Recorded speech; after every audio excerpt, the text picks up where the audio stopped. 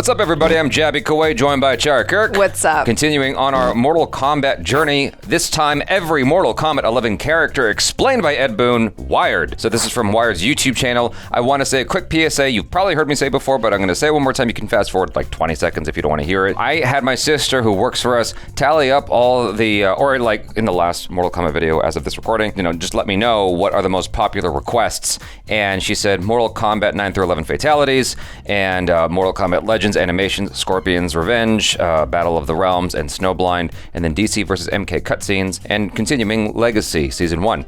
So with regards to the fatalities, I just want to say one more time that because of the graphic, gratuitous nature of it, can't show all of that on YouTube. It will be heavily censored, just like our trailer reactions and the movie reactions, or cutscene reactions whenever it got super violent. If you guys don't mind that, we can do that and put it on YouTube, and again, have the uncensored version on Patreon or memberships, or just do that, the latter part of that, just Patreon memberships, uncensored reaction if you're part of that. So you guys let us know in the comments below if you'd like to see that. And yeah, so we're gonna continue forward here. Hit that subscribe button, please, bell icon, all notifications, pretty please vote this up. Let YouTube know you're enjoying what you're watching. If anything graphic appears in here, there will be an uncensored version on Patreon and memberships.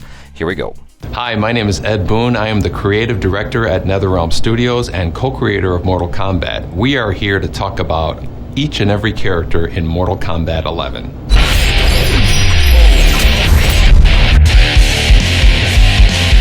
There you go. Seeing some fatalities here. Baraka was introduced in Mortal Kombat 2. The coolest thing about Baraka is obviously his blades on his arms, as well as those crazy teeth of his. Fun fact is his teeth were actually fake nails that we found at a costume shop that we put together to make these kind of vicious teeth. Oh, wow. He is a Tarkatan warrior, and his race was kind of like, always in jeopardy in the Mortal Kombat universe, and he was kind of like representing them. Well, I personally think that Baraka is one of the coolest looking characters in Mortal Kombat 11. He's got a lot of legacy people known what he's looked like since like 1993, but the visual upgrade that we gave him in this game is probably the best of any character in the game. He is easily one of the most savage characters in the Mortal Kombat universe. Oh my god!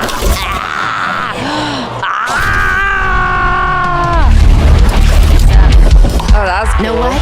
That was strike 3. Cassie Cage is the daughter of Johnny Cage and Sonya Blade, two characters who I don't think anybody would have seen getting together, let alone having a kid. She is the absolute perfect combination of Cage and Sonya. Was he being facetious just now? No, but I think in the beginning watching it, it was kind of like, come on now, Johnny Cage is a bit of an asshole, and Sonya Blade has her shit together way too much to be giving this guy the time of day. But I'm pretty sure charming, in the 1996, whatever the movie was, I'm pretty sure they got together. I mean, there was some flirtation happening. No, I think they like kissed or something, and so. Okay, well. I don't remember for sure that my memory might not be serving me correctly, but it was definitely hinted at. So it's not like it was outside the realm of possibilities or the nether realm of possibilities. You know what I'm saying? It could have happened. Also, fun fact, real quick.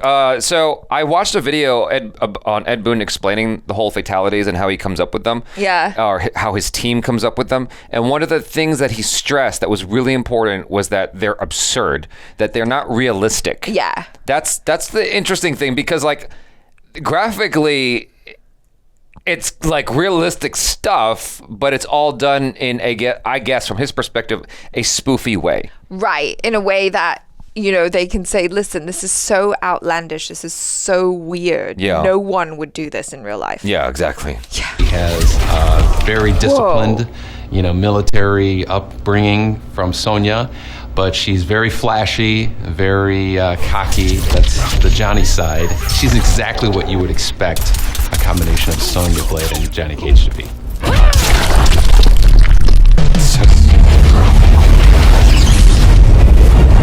Cetrion is a new character in Mortal Kombat 11. She is the daughter of our big boss, Kronika. She is there to serve her mother. It's going to be really fun to see people's reactions to what becomes of her at the end of the Mortal Kombat story. Cetrion's a good example of the challenges that we have introducing a new character in the Mortal Kombat universe. By now we have about 80 characters in our roster over the years. And whenever we introduce a new one, the question is, what haven't we done before? And so her relationship, the fact that she is a character we're introducing who is the daughter of another new character, really gives us an open slate to do something interesting. And how she serves her mother and her interest is what did a really Jade big do part to of what you? makes her so interesting. Oh my gosh. Poor Jade. This one killed many on Shao Kahn's behalf. Devora was a character that was introduced in Mortal Kombat X. She was one of the favorite new characters in Mortal Kombat X, so we knew we were going to bring her back in Mortal Kombat 11. I personally think a lot of Devora's appeal is her look. She is a very unique looking character, and she has these kind of ovipositors on her back that she uses, to stab her opponents, poison her opponents.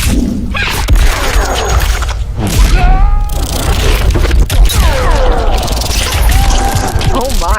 She is actually consists of a human body that has been taken over by bugs, insects, and she has some of the more kind of gruesome story mode killings that a lot of the other characters don't get to do. So she really kind of represents, Mortal Kombat from that perspective. She's also very interesting too in terms of her story. She used to serve Shao Kahn, but at the end of the day, she's really just loyal to herself and her people. And, so she has some backstabbing moments that you'll be very interested to see in Mortal Kombat 11. Ew, ew, ew, ew, ew. Ah! Oh, nasty. Oh, please, no, stop. Erron Black is another character introduced in Mortal Kombat X that is kind of like a wandering nomad in Outworld. He's one of our more mysterious characters. When we created him, we wanted a lot of his backstory to be mysterious. We put a mask on him. We want people to really wonder what the history of this character has been. We do reveal a little bit more in Mortal Kombat 11, but still at the end of the day, much, we really want him to be one of the mystery characters of the game.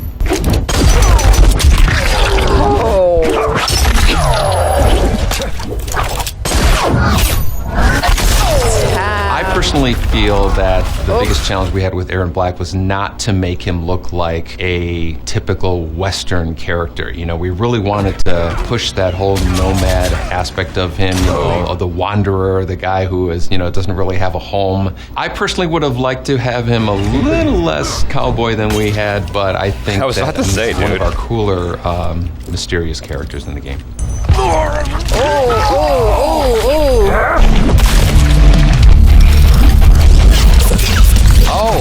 Like I'm patiently waiting to kill you. With every Mortal Kombat game, we do want to introduce a character that players haven't seen in a long time. Frost is a character that we introduced in, I believe it was Mortal Kombat Deadly Alliance. The simple explanation might be she's a female Sub-Zero, but she's a lot more than that.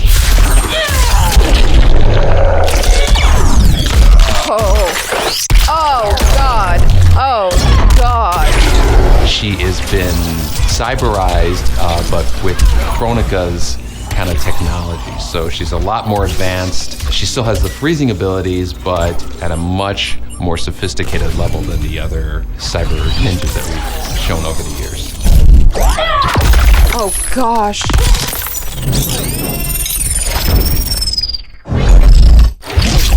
Oh no. What? Nightmare. Okay.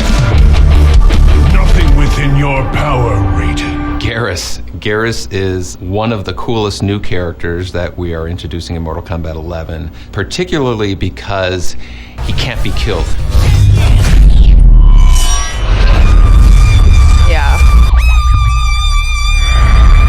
You can temporarily kill him, but eventually he is going to rewind time and come back to life. So he is kind of eternal. In the game, as far as gameplay is concerned, he can actually rewind time and put himself for you in a situation that you were a few seconds ago. He can affect the game clock.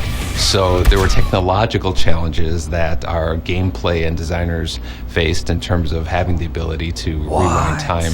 The game needs to remember what happened a few seconds ago and rewind it back to the beginning. Wow. Of that. So he plays very different from other characters as far as this design. As far as his look is concerned, sounds like a cheap I think he's character. one of the coolest looking new characters that we have in the game. Again, he's got this ethnic / magical look about him that I think a lot of players are really going to gravitate to. Probably one of the most unique characters in the game, and he has maybe my favorite fatality in the game. It's so ridiculous. He hits you in the back of the head, and your face and brains shoot out from the front of your head. It's pretty disgusting. Oh, God.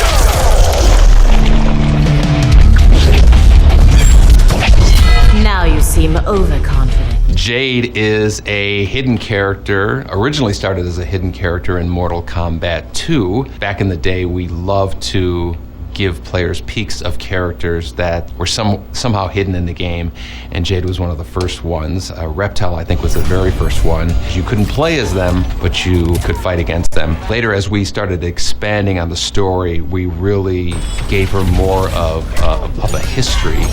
And I like her in Mortal story. Kombat 11, we established that she's had this relationship with Kotal Kahn that dates back, way back. So she has really become a much more rounded character. Yeah. The kind of hidden, very glad. shallow kind of representation that we gave her in Mortal Kombat 2. Jade's fighting style, she has this really cool staff that expands. She uses it in combat. She uses it in her fatalities as well. She has this great kind of boomerang type weapon that she uses as well in terms of projectiles. So she's a keep-away character. So she was one of the few kind of all-around kind of weapons-based fighter.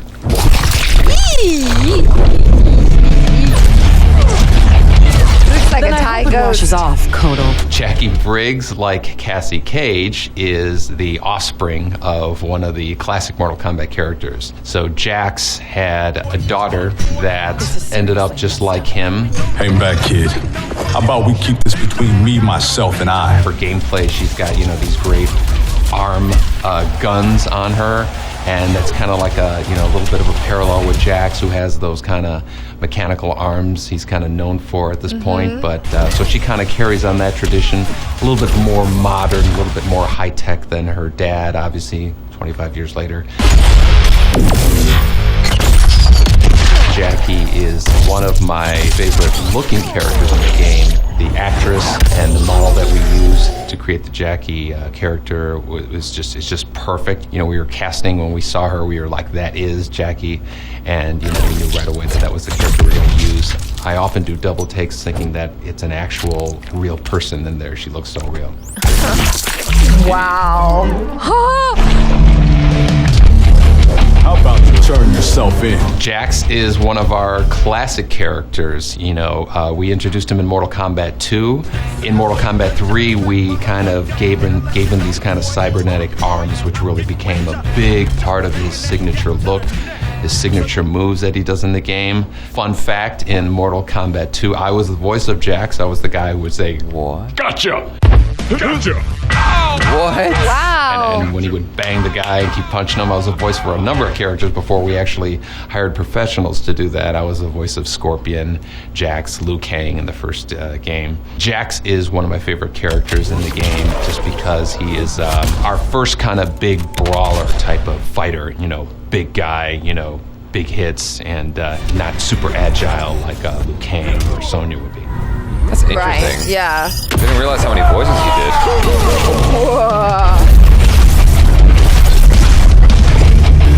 Have you been to Hollywood? Johnny Cage is Mortal Kombat 11's comic relief. I think he is the funniest character we have ever made, especially his antics in Mortal Kombat 11.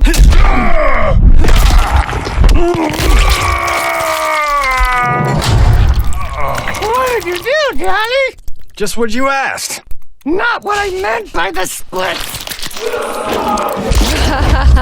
In Mortal Kombat X, we kind of introduced this kind of magic heritage that he has that explains like the green energy that he can shoot out, and we also explained how he passed that on to Cassie. While he is very much a funny kind of comic relief with Mortal Kombat, at the same time, you know, Cassie was the winner of Mortal Kombat X, and it was because of this kind of magic power that he gave her that let her win. So he does have a really big, important role in the Mortal Kombat story after all.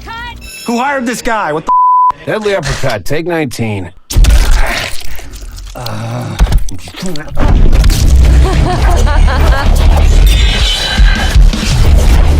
I'd never forget a fight. I've always been the biggest fan of the Flash in the DC universe. And Kabal was kind of my personal outlet, trying to get him into our games. Sense. You know, his super speed was absolutely, you know, inspired by the Flash. When I put that move in the game, we had to write a story about it, and so you know, we kind of explained how we got this super fast speed.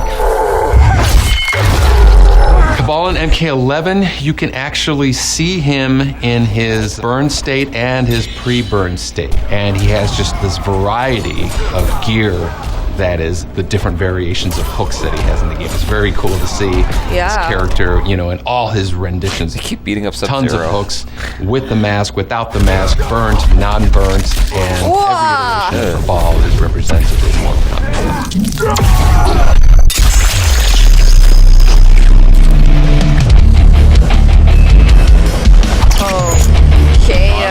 Two strikes to gut you. Kano is one of the original bad guys in Mortal Kombat 1. You know, he has this kind of rivalry relationship with Sonya. That was really a big part of Sonya's motivation was, you know, he killed her partner. She is obsessed with getting revenge on him, and he is easily our dirtiest character. He will backstab anyone. He will do anything for money. He has no loyalty to anyone except for himself. But he has been hired to a number of times throughout the Mortal Kombat storyline to do somebody else's bidding, and he doesn't care as long as he gets paid.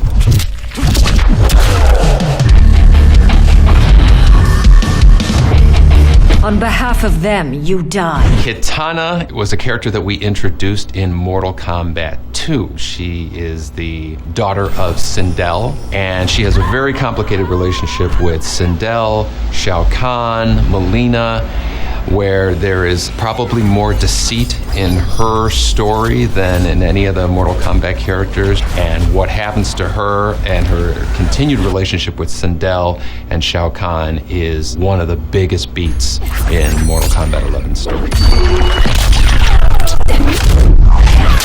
Jeez.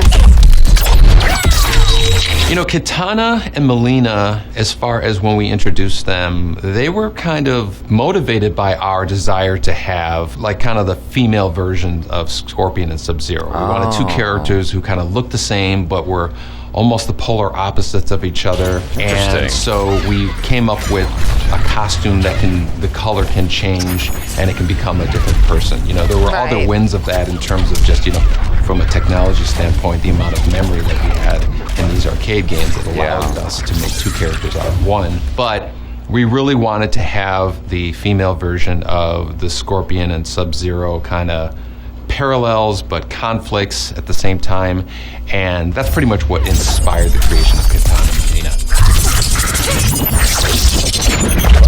Jeez. Bye, Deborah.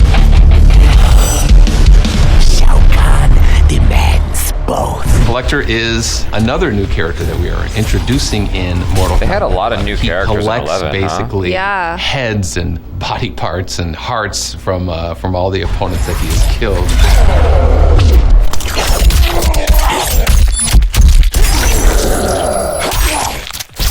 The hardest thing about Baraka. making Kollector was the technical challenges. These additional arms that are on this backpack were a design and technology nightmare. In our game, we have what we call skeletons. And so we have medium male, big male, Small female, big female, and the Kollector has his own skeleton, as we call it. Because he has the 4 arms, we have to animate those independently of him and give him his own unique skeleton, and that introduces a ton of problems as far as throws, special moves, fatalities, fatal blows, all of those we have to kind of special case for Kollector. So motion capture studio, we would have somebody standing next to the main motion capture talent pretending to be his upper arms. Oh my gosh. So they would kind of work in unison, to do the special move, and then our animators would take those the second guy's upper arms. That sounds like a headache. Yeah. Backpack, and that's basically how we managed to get 4 arms and everything at the same time. They did this knowingly.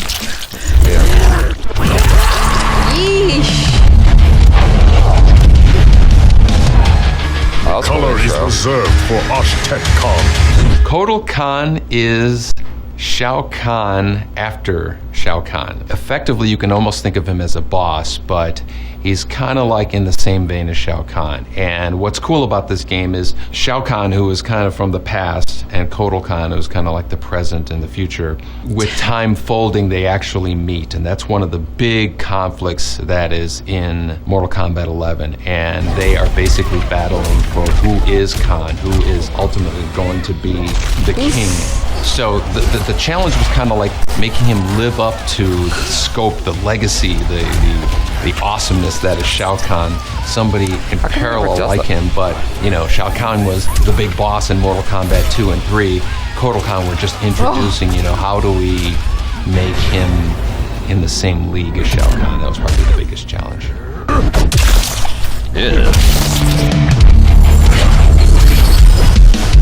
My penchant for deadly headwear. Kung Lao was one of our classic characters that we introduced in Mortal Kombat 2. Our future, Liu Kang.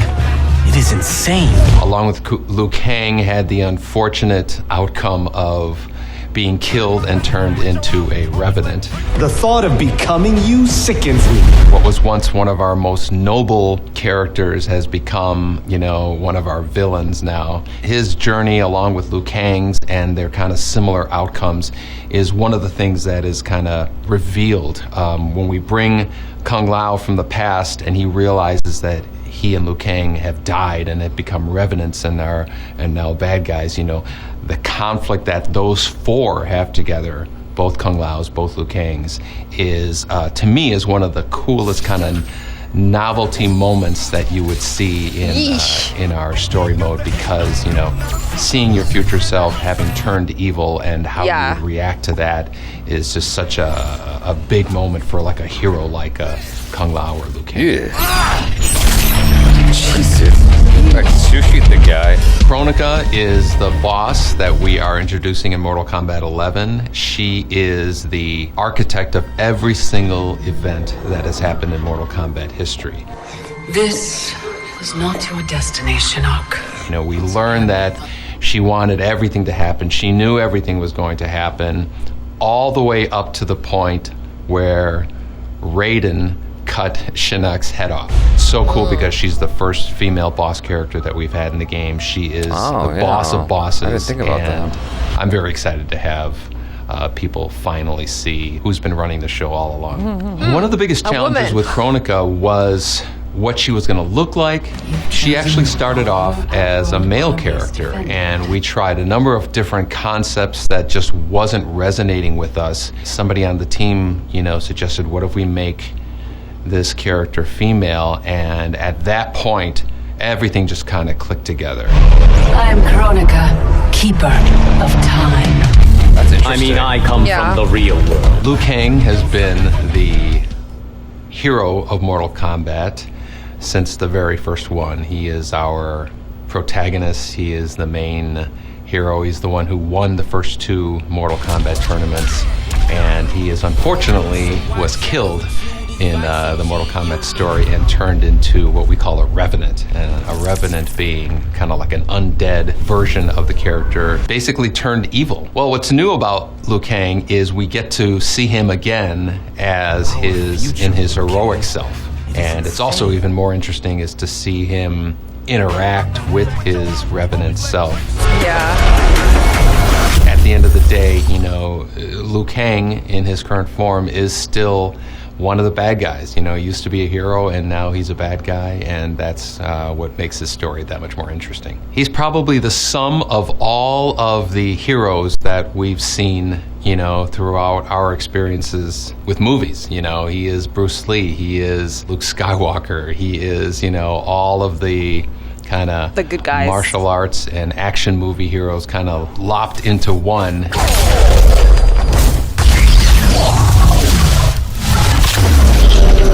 Wow, they upgraded that dragon. That's cool. He's a Shaolin monk. He is all about good. He does not have ego. I think he's the epitome of a hero up until the point that he got killed.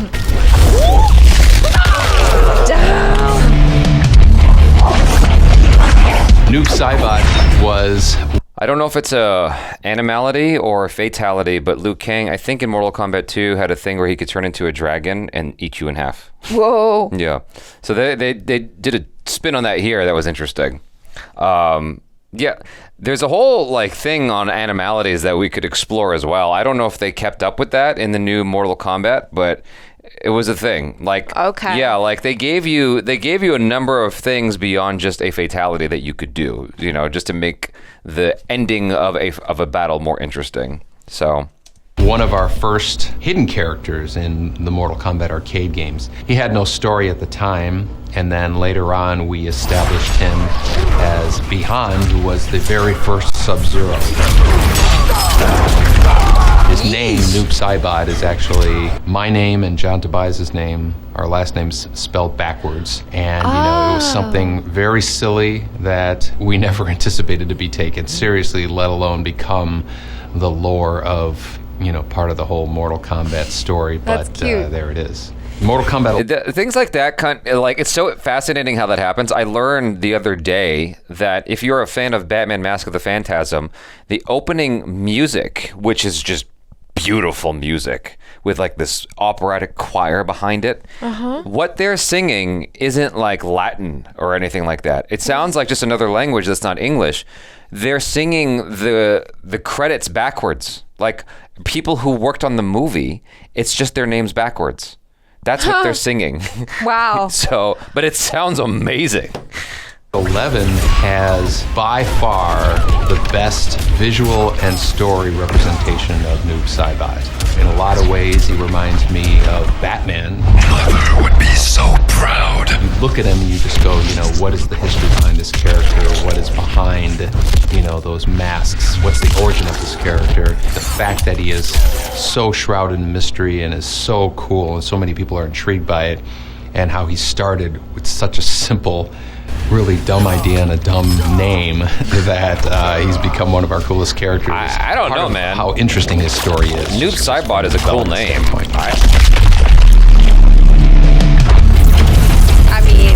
Raiden is the mentor to the Mortal Kombat characters from the very beginning. He was the one who was kind of like, you know, guiding them, telling them what they need to do, inspiring them, and he's a god, and so he can't participate in the tournament, but he can stand on the sidelines and cheer.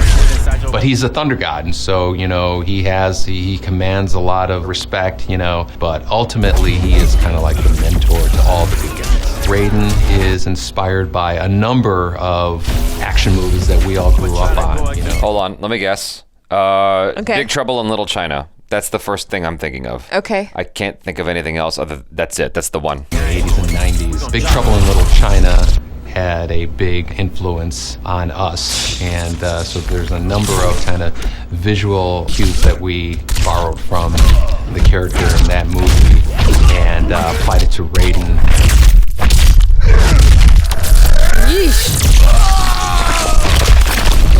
He has a lot more of a noble presence. He's less shrouded, like you can actually see his face, but the hat and the electricity and all that was kind of inspired, at least from the beginning, based on that character.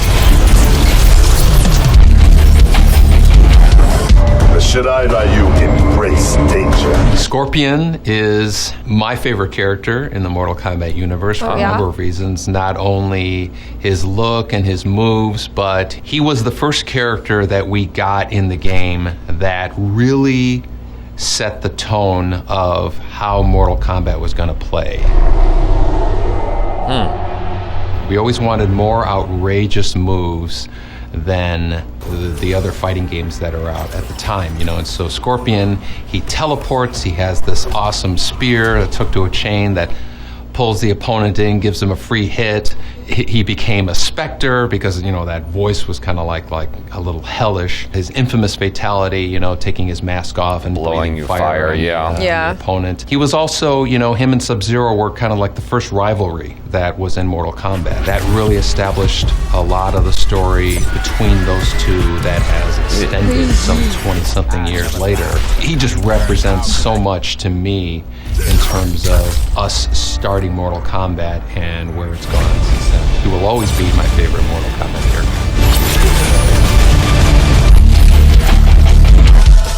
Skarlet, I will open your veins. Skarlet was one of the first DLC characters in Mortal Kombat 9. She's like the blood character, you know. She was created by Shao Kahn from the blood of dead warriors. Even though she was a DLC character in Mortal Kombat 9, she was one of the most requested to come back in Mortal Kombat 11. So when we had started this game, we knew from the very beginning that Skarlet was going to be one of the characters who was going to come back with a completely She's your different sister's look, favorite character. a completely more sophisticated costume, and we're very happy with how players have attached to her. A few pints of blood is all I ask.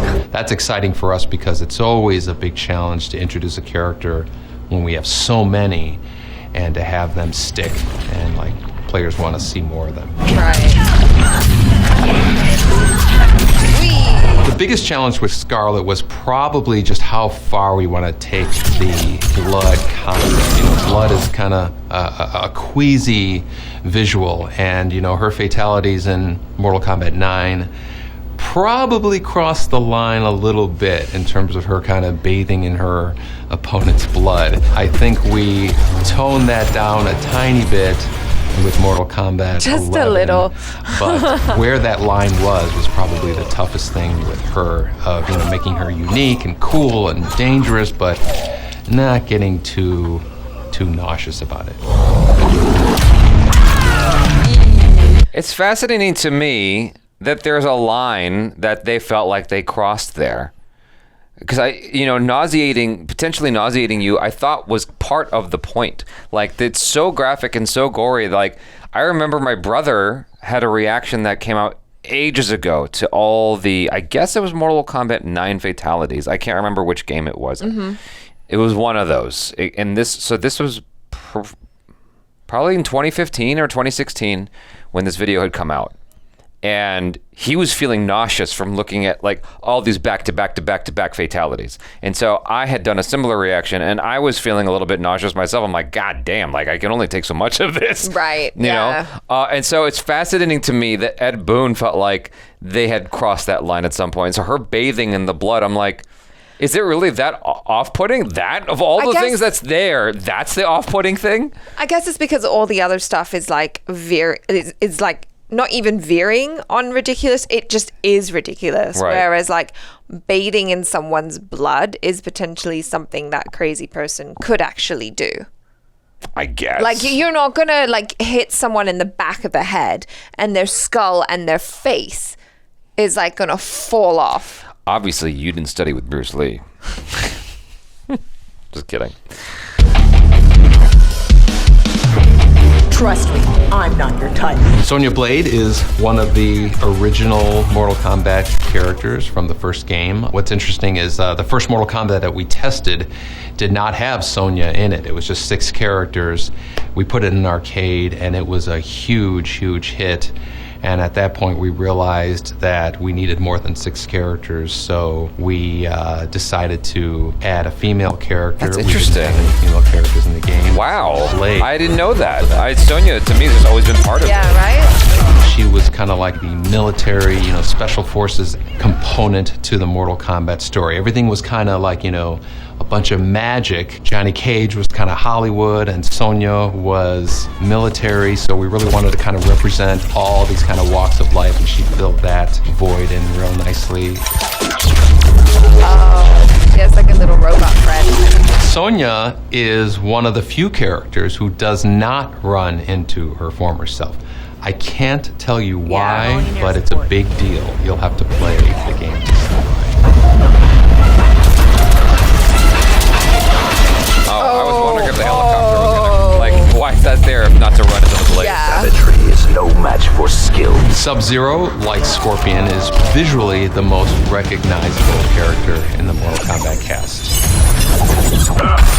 He has a very deep soap opera-like history and story and relationship with a number of the Mortal Kombat characters. The main adversary is Scorpion, but visually, if you were to put any Mortal Kombat character in front of people, I think Scorpion and Sub-Zero would be the most recognizable. Definitely. In Mortal Kombat 11, I can't give away too much. You will be surprised to see him working with Scorpion in Mortal Kombat 11. After all that music, more adversarial relationship. Shao Kahn. Shao Kahn was introduced in Mortal Kombat 2. He was kind of like where we took our first step to expanding the Mortal Kombat universe. You know, it wasn't just this tournament. All of a sudden, it was for bigger stakes, and Shao Kahn was kind of the head of all of that. His big hammer is very iconic to him. Yeah. You see him standing there with big hammer and you know who he is. His helmet is very identifiable. When we got his shoulder charge and swing with the hammer functioning in the game, we knew that there was something really special about this character.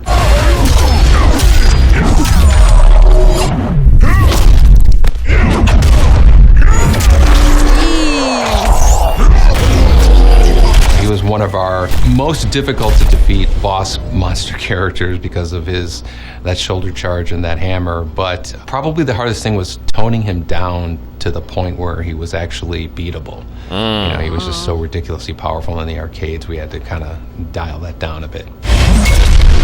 All right. Oh god, that looks painful.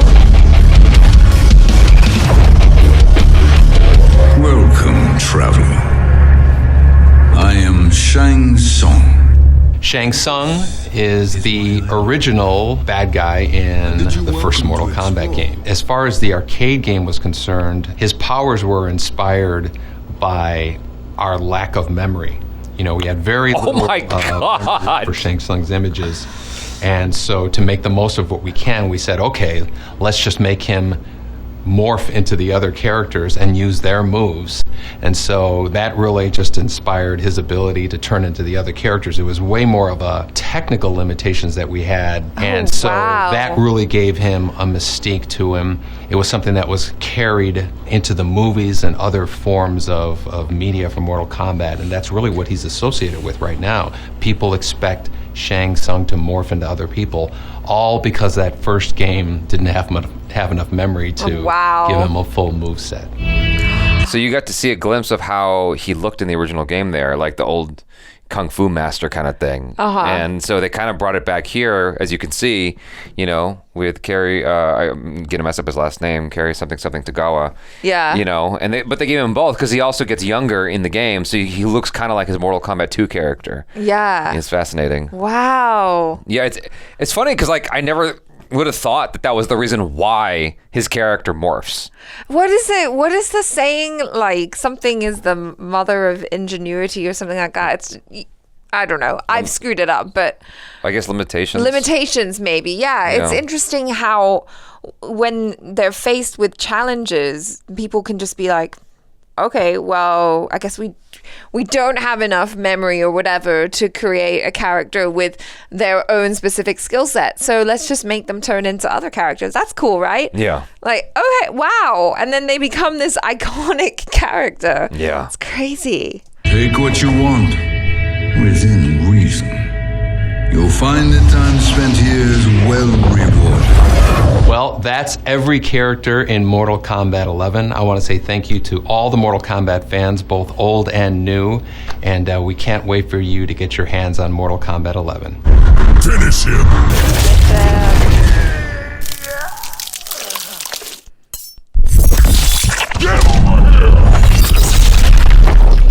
Dang.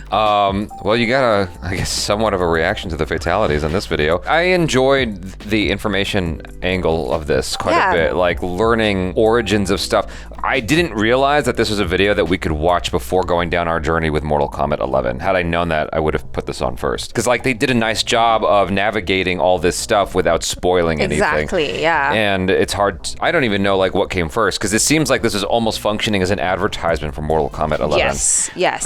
But the fact that it has 4 million views indicates to me that one of two things. Either that's just people excited about the game and wanting to know more, or people who've played through it and just want to hear his explanation and his perspective on things, which I think is fascinating even though we've gone through the whole story already. Just hearing like what from the beginning kind of inspired certain things, including fun facts that you didn't know about, like Noob Saibot, his name, where it comes from. I thought his name was always cool. And the mystery characters was always a fun thing to explore for me, like Reptile and whatnot. Knowing that he did so many voices initially, including Jax, was new information for me. I did not know that. Yeah, it's just kind of so interesting to see him. I mean, obviously, this is my first exposure to him. I don't know an awful lot about him, but to kind of see the journey from where they were in the beginning, where it was like 6 characters and, you know, they both were voicing a lot of them themselves, to like now the graphics being so far improved, the story being as engrossing and entertaining as it is, and with like 80 characters, that's wild. What a success, you know, to go from just this a little game.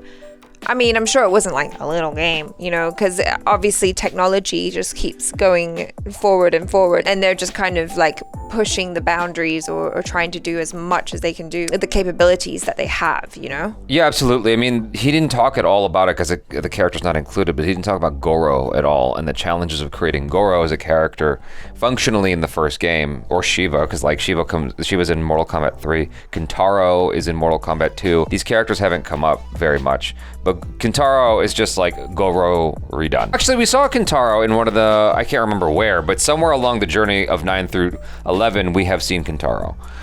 He just looks different. Shiva was also in 11, but he didn't talk about her, did he? Or am I crazy? No, he didn't really go into her backstory or anything. But I imagine it might be kind of similar to how they did Kollector, right? Yeah, because like they would have to have like an extra set of hands doing stuff. He didn't talk about Shiva, and maybe it was to preserve mystery. Like he was carefully navigating this so as to not give anything away, and so maybe he didn't want to talk about Shiva because he didn't want to give anything away with regards to her. I think that's what it was more to do with. Yeah. So I don't know, but it was still fascinating.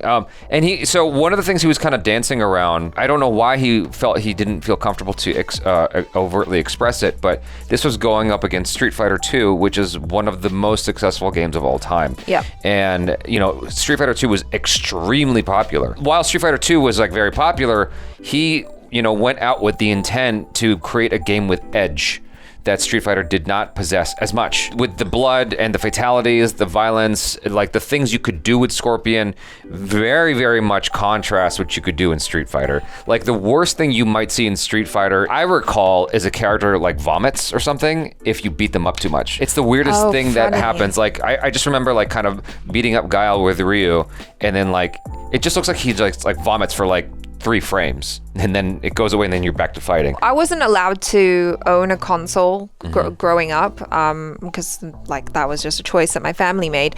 But when I went around to my friends' houses to play, games like Street Fighter were more appealing to me because they didn't have as much of that violence, and it wasn't until I was much older that I could kind of look at that violence in something like Mortal Kombat and be able to be grossed out by it, but also laugh at the ridiculousness of it, because growing up I was way too sensitive.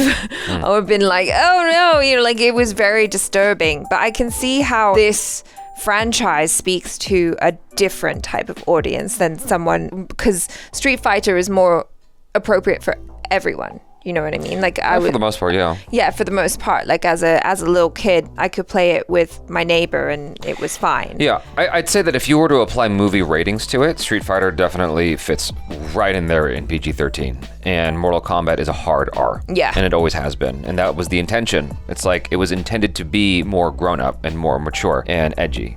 You know, and they've stuck to that. Yeah. You know, the only time they've deviated from that is on Super Nintendo, I believe, maybe even with the first one. But Super Nintendo, I remember there was this whole controversy where you could buy Mortal Kombat 2, but the blood was like gray and there was like no fatalities or something stupid. Like, yeah, because Super Nintendo was a family home entertainment console. They didn't want to associate it with things that were too gratuitous in that, you know, area. Right. Whereas Sega Genesis, you could get access to like the bloody version. But then there was like some code or something at some point that you could get and to access the blood version. I forget what it was. But by Mortal Kombat 3, all that shit went away and Nintendo, you know, acquiesced. They were like, yeah, screw it. It's whatever. fine. That's what the people want. Yeah. That was thorough. Yes. That was a thorough explanation. Very entertaining, interesting. I kind of wish that there was a version of this that didn't regard, you know, spoilers. So you know what I could mean? like really go in deep about like the backstories of the characters, how they were inspired. Because there were many instances that were like surface, and I'm like, yeah, I know. You know what I mean? But there were definitely like number of portions of the video where I'm like, oh, that's definitely new, and I didn't know that. Right, yeah. You know? And it was neat to see who his favorite character is in the entire franchise. Yeah. You know, all that was fun trivia. You guys, thanks so much for hanging out. Let us know what you thought in the comments below. I'm Jabby Koi. This is Achara Cook. Peace out.